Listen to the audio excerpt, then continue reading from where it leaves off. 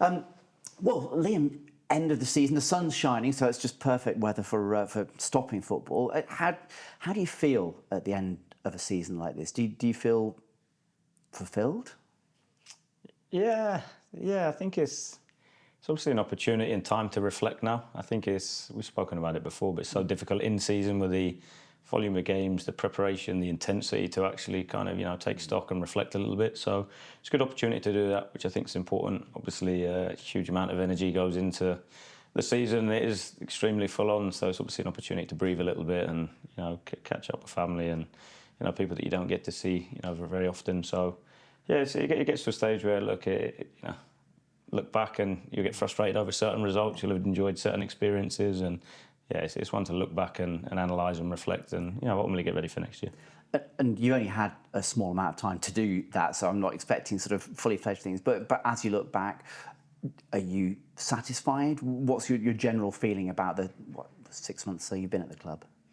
Yeah, I don't think I'll ever be satisfied with anything. I think I'm always, chasing perfection, chasing what's next, chasing a higher level. I think, that the process is the way we work, and being so driven by development, I don't think you ever get to a stage probably where you're satisfied. So I think a huge amount of learning for myself. I'd like to think a huge amount of learning in the players, which definitely I thought came out in the last bunch of games. You could see some of the progress that they'd made, which how we work, I think, does take time. That's why pre-season's an invaluable period. So I do think in terms of it, there's lots of positive moments, lots of progress. I think, if you look at sort of the last 3-4 years of the club, where they've finished, the league positions, the other aspects, we've definitely moved it forward in terms of that, in arguably one of the hardest championships for a long while. So mine ultimately is not necessarily on the positions, it's more, are we heading in the right direction as a group with understanding the game, understanding how we want to play and what it looks like, and yeah, the lads have definitely done that. So give me some positives. What are things that you look back on, and if not perfect, you're thinking, yeah, we're going the right direction here? Yeah, I think it's not necessarily the maximum level we can hit. I think it's more the consistency. I think in numerous games against high-level opposition, whether it be the FA Cup games against West Ham or Forest, whether it be Leicester, Southampton, Middlesbrough, teams that were up there competing, even Ipswich away that we didn't get the result we wanted. I thought we've shown the performance level we're capable of hitting. I think the challenge in the Championship is whether you can do that week in, week out, which was probably the biggest bit, I think, in terms of, obviously, if you look at our run of games over the time we've been here, that's the bit we've been chasing a little bit. So I think that we definitely started to see elements of that improve in the final 8 games. So I think it's reflecting on those experiences. That's the big bit. I think the tactical stuff, the game understanding, the players' level, the way we work, I'd like to think it would continually improve.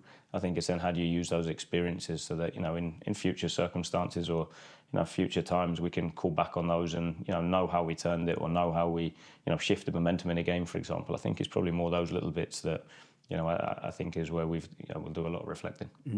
And the games that you sort of picked out there, they're not all exactly the same, but they're against teams that generally, other than maybe West Ham, had a lot of the ball because that's the way that they're set up, and you were perhaps having to sit deeper and counter-attack. Would it be fair to say that that's the matches where you've had probably more success over the last 6 months or so?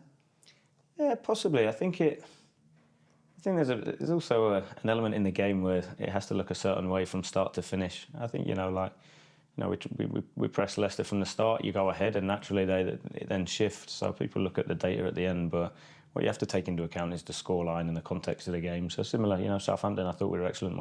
Probably one of my most enjoyable performances this season was that night where, like the relentless energy that we showed to keep running. And there's bits of adapting us, I think, a little bit in terms of what I'd like the team to look like and what we're working towards. That's a progress that will continually happen. So I think definitely that with the group. I think there's bits in those games that have been really high level. I think, even Norwich recently, we go to a team that are in the playoffs and finished in the playoffs, 8 wins at home, unbeaten there since November, and we go there and it's 50-50 with the ball. So that we put a lot of energy into the defensive side of the game, and the data, the numbers, the goals conceded show that. I think the bit that we obviously then need to get better at is with the ball. So whether that be beating a block, whether it be controlling the game with possession, it's impossible in 6 months when you've got so many games to cover everything. So you have to prioritise. And for me, always, if you're good defensively, you'll be in the game. And we'll obviously, look to add in the summer with the attacking bits, but also have a solid pre-season to work at it. And was that deliberate? Because I hear a lot of coaches and managers talk about having a base to work from. And was it very much in your mind, let's get the defence sorted out and then we can build from there? Yeah, I think so. Again, learning for me in my recent years was definitely that. I think if on a bad day you're set up defensively well and you're organised, you've got a chance of being in the game. So for me, that's always the foundations, the starting point. What we walked into was a terrific changing room. Culturally, the lads were great, wanting to run, wanting to work, wanting to be coached, and craving information. So we hit that straight away, the defensive stuff, and yeah, that progressively got better. And like I said, I think the attacking stuff was.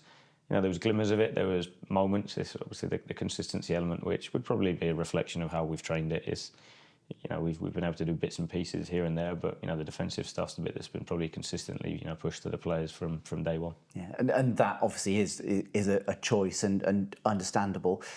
Is it? It would appear more difficult to add on the attacking to the defending. Is it more nuanced? Is it more tricky for players to understand, or is it literally just go out there and play what you see? Yeah, no. For me, I think we tried. I want to empower the players. So we have structure, we have organisation, we have a certain shape we try to create and rotations off it. But at the same point, the bit that's exciting about the game is the unpredictable element. The turning up on a Saturday for a fan and not knowing what it's going to look like. And I still get that excitement as well. Of course, I want it controlled. I want elements where players are aligned because that's the biggest bit about the team game. But at the same point, you want that right balance for me of structure and organisation, but freedom to express yourself and make decisions within it. So that for me probably takes a bit longer because you're asking players to problem solve and make good decisions, etc. So I think we're happy to trade off. Sometimes it looks a bit messy. Sometimes it's not quite right because ultimately when the players learn it and when they understand it and they get it, it becomes a lot more difficult to stop. And I think there's obviously a huge amount on social media in the game in general now around philosophies. For me, I see the game a little bit of cat and mouse. I do see if we build well, they'll stop it. So then we have to have a second solution. If they then, if they drop off, we can then obviously build. So I think the game changes like that. So for me, it's then the players recognising, make the right decision at the right time, depending on what the opposition do. Yeah, and you've picked out a few games where the teams performed very well this season. Are there particular either moments or matches where you single that out and say, that's really what I want to see a lot more of? Were there matches where you did see that little eureka moment? Watford on Boxing Day was definitely one I thought, in terms of defensively and with the ball, I thought was really, really good. So yeah, that would definitely be one. There's obviously been a few recently. Leicester with the defensive setup was excellent. I thought Plymouth second half and towards the end of the first half, I thought with elements with the ball, and it's just a purpose to it. I want us to be a team with the ball, but I want it to be purposeful. And that's the bit is, there's games that jump to mind where we've not had that purpose and we've kind of fell into a trap of being a bit passive with the ball, which again is part of the learning process for me. I think that when you're coaching players, and that's our main job, is to coach them to understand what they're doing and why. I think something they're not naturally going to get it right, but the more you repeat it, the more you look at it, the more you work at it. The only way you're going to get better is by doing that. So there's definitely been numerous games where it's been a lot closer. I think I've done that many now that I'm sure there's others that I forget as well. So just talking about what you were saying there, the one that jumps out to me in terms of the split between them would probably be that Swansea game at home, where in the first half the players sat really deep and Swansea just had all the ball, didn't really do much with it, but you could sense the level of frustration. And then at half time, you'd obviously said something to them and it stepped up and you could see a very blatant change there. Yeah, and I think the other bit, there's so much emphasis on tactics. I think, do forget sometimes the lads are human. So they do feel pressure, they are emotional. And seeing the lads every day, they're so invested, they care so much. You can only see that by their work rate. And even with that tough period, we're losing games by a goal in games where there's nothing in it. Ipswich, for 85% of the game, we were arguably the better team. Cardiff, millions of championship games I've watched like that, where there's nothing in it and the set piece wins the game. So I definitely think there's, going into a game like Swansea, naturally players are anxious, players are nervous, players are a bit tentative, bravery drops a little bit, which, it's only human to do that. I think it's then, finding that balance of and it's always tricky in my position to find a way of, easing some of that pressure off the players by doing certain things tactically. Potentially, we obviously let the keeper have it and potentially got a bit passive because of what we'd spoken about. Whereas actually then second half, you get a bit of confidence from, a clean sheet first half. You build a bit of momentum. You kind of park all the the emotions and the nerves first half, and then obviously we can go out second half and do it. So there's so many factors that go into a performance. It's not just, like I said, a tactical game, us v them. It is a You know, how do you get everybody on the same page? How do you get everybody emotionally in the sweet, in a good spot? How do you get everybody, focused to the maximum level? And that's the beauty of the game. And when you bring it all together, you can get some of the fantastic results and performances we've had. Yeah, and when you've got such a, not that this group of players are any more diverse than any others, but you've got players that respond differently to different prompts from you and will take in information quicker or slower and all those different kind of things. And it must be true for you as well in terms of, you're still a young coach, so you're learning how best to poke and prod and get them to produce their best in whatever setup you choose to use. Yeah, and young in age, but not young in coaching years. I think that's the biggest bit. I've been doing it 18, 19 years now. So I think what you learn over that period of time is how do you find a way into people. I think that was always my first point of call. And I started coaching because I love football and I want to help people. And that hasn't changed even now. There's obviously a lot more pressure on winning games. It's still driven by those two factors. That's what I'm passionate about. So I think that's where the energy goes into the day-to-day, behind the scenes. Getting to know people, getting to know them about their families, what are their motivations, what do they do with their time off, where do they live. I think, and generally, it's not a token I'm finding out that information to be manipulative with it. I think is a genuine, I want to know about the lads, I care about them, and we bring them in and want to look after them and see people, at this club move it forward in the direction we want to go in. And again, I think the biggest bit is finding out how do you make a player click, who needs that. Who needs that kick up the backside? Who needs an arm round them? Who do you need to leave in and suffer a little bit? Who do you need to take out of it? So again, they're bits that are constantly ongoing, and that's why I've got a fantastic group of staff around me as well, where they'll definitely see things that I don't, whether it be in the medical room, the gym, the Hoggy, Krause. Lads will have different conversations with them to me. So again, I think it's having those, putting trust in the staff, putting trust in the players, and ultimately all of us working towards that common goal. Yeah, and in terms of those staff, you've been fairly sort of settled so far. Are you happy with the way things are? Do you imagine that's going to stay the same over the course of the summer, or are you looking at maybe supplementing or changing anything? Yeah, they're naturally in football there'll be some turnover. Some of it on people moving on, their decisions. So there'll be definitely some changes in the summer. And then again, I think it's finding that balance. I don't think it's a bad thing. I think you need a balance of people that have been at the club and know the club and understand the club and the culture, the area, etc. And we've got some terrific people in positions that do that. And then I also think at the same point, some fresh ideas, fresh voices, new energies. I also think bringing that in is important as well. So it's bits that are ongoing at the moment where again I think it's around creating a group of staff and putting together a common goal. I think that's the biggest bit. Yeah, and I was going to talk about this a little bit later, but it kind of seems sensible to do it now. You talk glowingly of a man who won't be playing for you anymore, Andy King, in terms of what he could go on to achieve. Is that kind of avenue something you're keen to try and build a bridge for those experienced players who look like they're going to become good coaches, and maybe get someone like him in and see what he can do? Yeah, it's something I really enjoy doing actually. Did it at MK Dons with Bradley Johnson, did it with Sam Baldock at Oxford, did it at West Ham with Paul Konchesky, to be fair, where I think when you look at it, players give so much to the game. I think sometimes in terms of the game giving back, I think it's a good way to do it. I think when you look at players, and King is a great example, huge amount of knowledge, huge amount of experience. The challenge is how does he get it out and give it to people? How does he do it? And again, I think the way we work is, we can do that in different ways by giving them a voice, by creating certain scenarios, by exposing them to certain pieces of work. Matty James has been out coaching the under-15s, 16s recently to do his badges, and he's gone through a process where he sits with Hoggy and Krause and sees to go through session design, session planning, session delivery, which, believe it or not, he gets nervous and anxious about as well, which is funny because he can play in front of 50,000 people, with no fears whatsoever, but he takes a session, of a group of under-15s and he's nervous. So I think that's the bit in terms of, football playing as a footballer and coaching or being on the staff are two different things, despite it being the same sport. So it's definitely something that, I think, there's a place for in the game, and something that, if it's right to do so and the right person's there and it fits with what we're trying to do, it might be something in the future. Okay, so if you'd be open to a conversation, I guess, with Andy as somebody who is now very much not a footballer as of a week or so ago, that might be something that you would think of later this summer. Yeah, if it fits. I think that's the important bit. I think, it has to fit with what we're doing, how we're working, and has to fit, obviously, with the person that we potentially talk to. So there's no one in the pipeline or anything at the moment, or, a position for that at the minute. So it's not something that's near. But again, like I said, as a general thing in the future, I don't think it'd be a bad thing for the club. Yeah, you mentioned Matty James. He's one of those players out of contract. So we know from the release retainer. So let's start with him. With him and Joe, there are conversations ongoing. Is that where we're at? Yeah, it's where we're at. There's nothing final. I'd love to sit here and give you a definitive answer. I think, still working through certain bits, which, permutations, budgets, etc. So there's still bits that are going on, which, as much as I'd love to give a definitive answer, I can't at the moment. Yeah, but I think everybody, all City fans that I've spoken to, in a way would love to keep both of them. But as ever,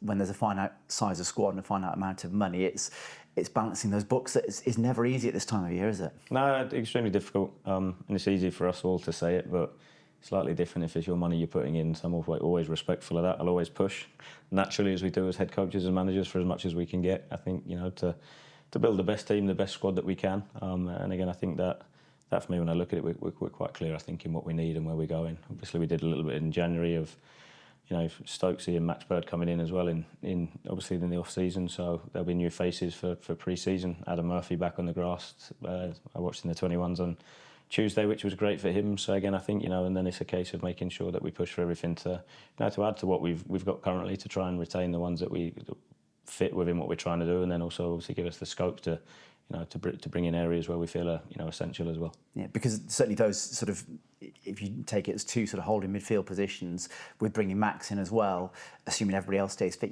you've actually got a few different bodies there. So there's an element of, you'd love to keep them all, but actually you don't want them sat on the bench not getting a lot of game time either.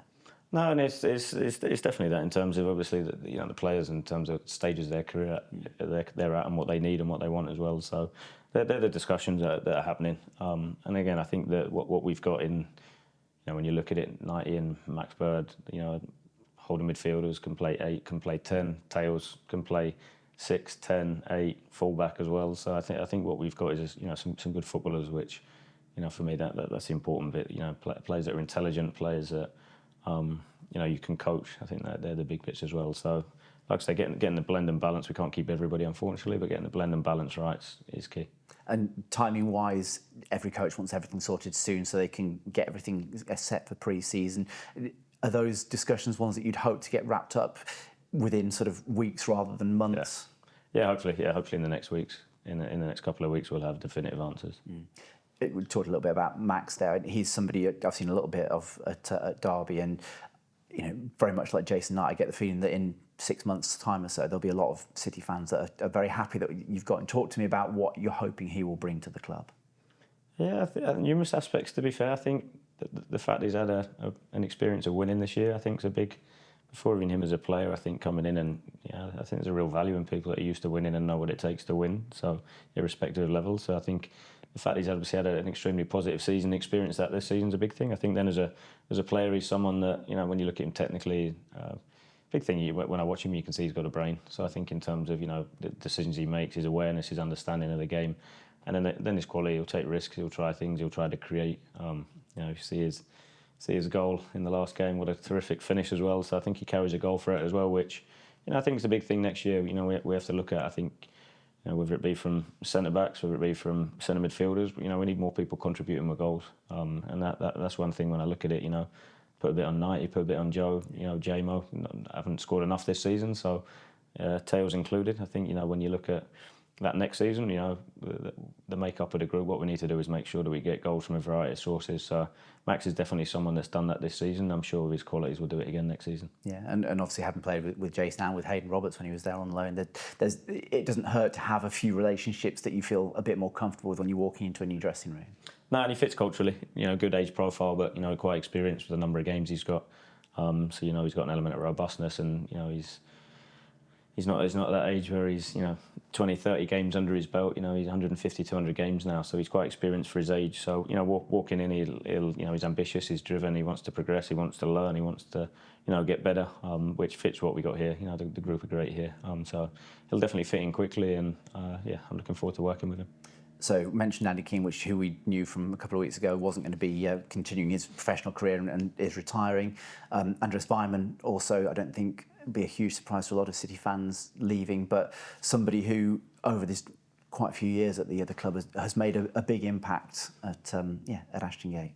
Yeah, terrific. Obviously, I only had the privilege of working with him for a couple of months before, obviously, his move to West Brom. But obviously, from a distance, was aware of everything he's done at the club. So, and you're obviously more aware of it when you come in. And like I said, 2 months, could see the experience, his character, his qualities that he brought. So he was terrific in my time here. It's a really good fit, I think, for him family-wise. Obviously, being a lot closer to home.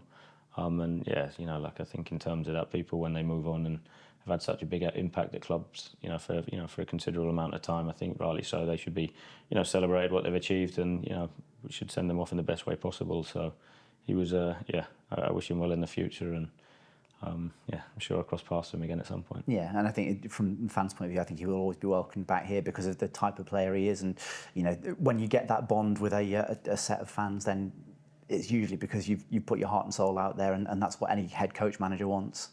Yeah, no, definitely that, and he definitely did that every day. Turned up, trained to his max, and had some good contributions in games as well, and especially in different times throughout the club, right? In terms of the highs, the lows, the challenging periods. I think like you said, he's been on that journey with the fans as well. So again, I think even more reason why people give him the love that he rightly deserves, and as you said, he'll always be welcome back here while I'm here. City have had a very good reputation in recent years of players developing through the academy. Some of them have gone on to bigger, better things, but plenty of them are out there in your first team at the moment. Looking at the sort of, maybe not the next cohort, but the ones a couple of years away, I think it's at 10 of the younger players have been given professional deals. That would be more than we've had in recent seasons. That would suggest that you think there's a few in there that have got bright futures. Yeah, definitely. A little bit of time away. I think we're quite clear on that. But you look at the group that obviously had a terrific season in the Youth Cup and how far they progressed. So there's some really exciting talents in there, and below that as well. I've seen obviously what's the 15s, 16s, seen the 17s, 18s now. So I spend quite a bit of time up here watching the academy. Something I'm interested in as well. And obviously I think it has to be the foundations of any club for me. And Brian and the academy staff have done a terrific job in recent years of obviously producing talent for the first team, but also producing income for the club, which at this level is hugely important as well. So again, I think it was fantastic. The 10 lads, delighted for them, proud moment I'm sure for them and their families. So congratulations on that, and look forward to now plotting out. Everyone's path looks different. Some might be ready 6 months, some might take 12, 18 months, 24 months. I think that's the bit in terms of the skill is mapping out the right pathway, making sure they get the right balance of challenge and success. So is it staying playing the 21? Is it an early loan? Is it train with us? Is it, I think that's the key. Everyone's route to where they want to get to looks different. Unfortunately, some won't get there, but I think, what the lads have to make sure, and I know Brian will make sure, is that it won't be through a lack of effort and working. And you talk about skill, because it from the outside, it almost seems like an alchemy, because you've got these talented young players that could go on to become, big stars here and elsewhere, but trying to work out who's going to make it and when they're going to make it and who you bring in that makes sure that you're not weakened in the first team, but you're not blocking pathways as well. I don't quite understand how it all fits together sometimes. And does it seem obvious to you, or is there definitely an element of not luck, but you've got to try and get yourself in the right position and then hope things fall the way you think they're going to fall? Yeah, I think so. I think it starts with bravery. I think at some point being brave enough to put them in and find out. I think and there's elements of being sensible, doing that at the right time, and ways of doing it. I think that's important.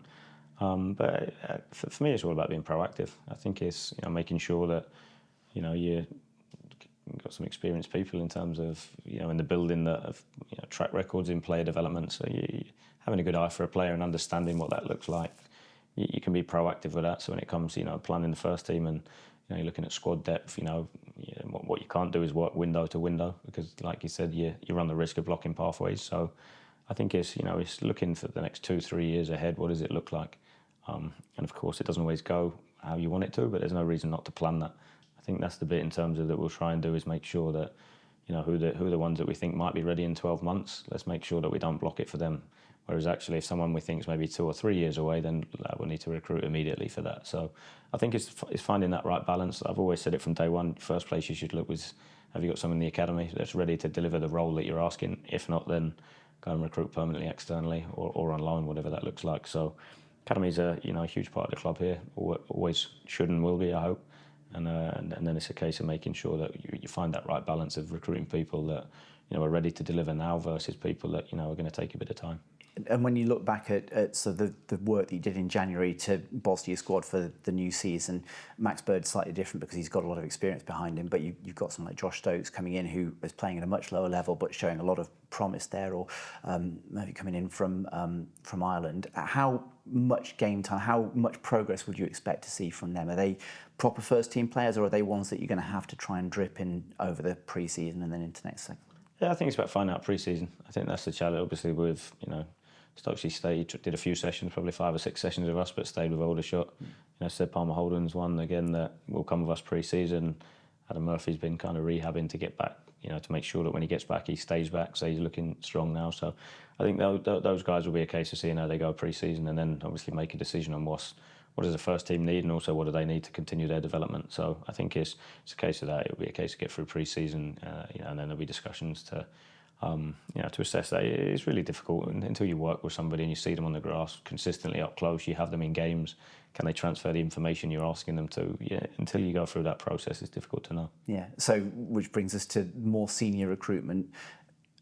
I'm not expecting a lot of business this summer. Would that be fair? Do you have a number in mind, or a number of positions that you're thinking, I want to get that strengthened, or put a different option in there? Yeah, I've got a number, but I'm scared to give it in case I'm held to it.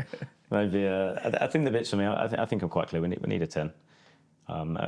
We need a 10, we need a 9, and we need a winger ultimately. I think that when I look at it, I think in terms of just depth, competition, I think we've got some really talented players in those areas already. But I think in terms of when you look at the balance of the group, the makeup, having different profiles, I think is quite important. So they're bits that we'll look to do. And I think then the blend of people that are ready now versus potential. I think that's the key to getting that right as well. We do need to add people that can go and score goals now, or have either had a taste for the level, or even have shown a level. Whether it be in England or abroad, that they're able to to hit the ground running. I think that's the key bit. Whilst not going completely away from what we're about in terms of as a group and what we're trying to recruit. So it's challenging. Obviously, the fees involved with that, etc. So I think you still have to be smart, you still have to be clever with how you do it. But I think in terms of what we'll look to do is, mainly top end. When I was speaking to John Lansdowne the other week, he was open to options in terms of, you don't want to nail your clones to your mast and say we're going to spend big on a striker or a number 10 or whatever else. But the conversations that you've had with the hierarchy, are you confident that if you were looking to bring in a striker that you're confident is going to make a big difference to this team, that there's the backing there to try and do that within the kind of parameters that I think fans would think are realistic? Yeah, within the parameters. I think that's the biggest bit. I think, there's the discussions are still ongoing on that just to get it finalised. But I think in terms of where we're at, again, I've joined the club, as I said, a big part was the ambition, the drive, the goal of where we want to get to. And the only way you do that is by, the actions that you show in the summer. So, again, I'm fully aware that there's levels to it, and probably it's probably one of the biggest divisions where you'll, same as Premier League, I suppose, where you'll get certain teams spending fortunes, other teams spending very little, and you'll get some clubs in the middle where they'll invest an amount that keeps them competitive and allows them to progress, which is for me the key, that we're able to bring in people that allow us to progress and move forward, and that's the biggest bit, I think. And I suppose because you're relatively looking, compared to some of your the rivals, looking for fewer players in terms of what you're looking to recruit, that if there is a little bit of money to spend, nobody's expecting 10, 15 million pounds on anybody, but there's a little pot of money there that can be used to bring in a key player that will take you from upper mid-table to playoffs or beyond. I'm hoping so on that one. I think the discussions at the minute are positive, so I think in terms of that, the work's going on. I think a lot falls into place when the Premier League finishes. I think it's understanding that we want to be proactive. We want as much done by pre-season as possible, but you do have to wait for the Premier League to finish before decisions are made on certain players, and then obviously the knock-on effect. With players that are out of contract, etc., players that are available for transfer. You don't tend to find that out until the Premier League finishes. So you have to be a little bit patient with it. But I think the plan is there. We're quite clear on what we need, and I also think of course you need to invest to be competitive, but it's not everything. I think when you look at it, the alignment here now with the culture, the coaching, the work we do on the grass, the clarity in what profile we need, what type of player, the work, work extremely closely with Sean and the recruitment guys. it's our job now to go and present the right options to make sure that we can try and get them done and over the line to allow us to move forward. So there's a whole manner of things. It's not just the money spent. It does play obviously a key part to it, but at the same point, again, I think it's if you want to be successful, I think there's elements where you have to overachieve your budget as well. Brian Tinnion talked earlier in the year about trying to get value for money in the transfer market, potentially having to look a bit further afield than the usual sort of pools that they've been looking in. As somebody who's worked obviously in different countries, would having somebody who maybe's played in a different foreign league, would that excite you? Would it worry you? Would you be perfectly happy with that? Yeah, perfectly fine with it. I've done it numerous times, worked with many nationalities, so I think obviously it's a huge market. It opens up a huge number of players, and sometimes you get better value for your money when you look abroad as well. I think that's the challenge in terms of competing in England. So again, I think it's something that we'll look at, but I also think there's elements to it. I think there's elements of risk involved with it. So again, I think you can do, and we have to do a huge amount of work behind the scenes to make sure that we try to mitigate as much risk as possible by. What's the success of people transferring from that country to the Championship? What does it look like? What their physical profile like? What, in terms of, do they speak English? Because that's always something that speeds up the process. Have they moved? Have they lived abroad before? There's so many factors that you can find out before doing it to try and minimise that risk. So it's something I'm totally open to. I think it's a market that, I think if you look at clubs in the Championship over the course of the last season have had, varying levels of success of bringing in players from abroad. So it's definitely an area that we'll look into. Talking particularly about strikers, we've had a few conversations over the year where I think you've wanted a few different options. You've got some good strikers to choose from at the club, but they might be quite similar in a lot of ways. Is that a big key of what you're looking for? Somebody who offers something different? Yeah, I think so. I think that's that for me in terms of it won't necessarily change what we try and do, but I think having the option in game to make tweaks and find different ways of getting success. I think having that love Naki and Tommy. I think they're great. I think they've done a great job in terms of often changed them. With Tommy doing 60 and Naki 30, I think they've both kind of done a really good job of improving things in game. But I think having that option of whether you all of a sudden the last 15, 20 minutes of the game you need to maybe be slightly more direct or more crosses, or it's maybe you're spending less time in build up and there's less space behind the opposition, so you need to be a little bit more direct. I think it's just having the option to be able to change it, game to game or in game. So it's something we'll look at. There's not an abundance of profiles out there. As I'm sure strikers and nines in general command the biggest fees, and rightly so for what they do. But I think it's it's a tough market, but one that I think we can do good business in.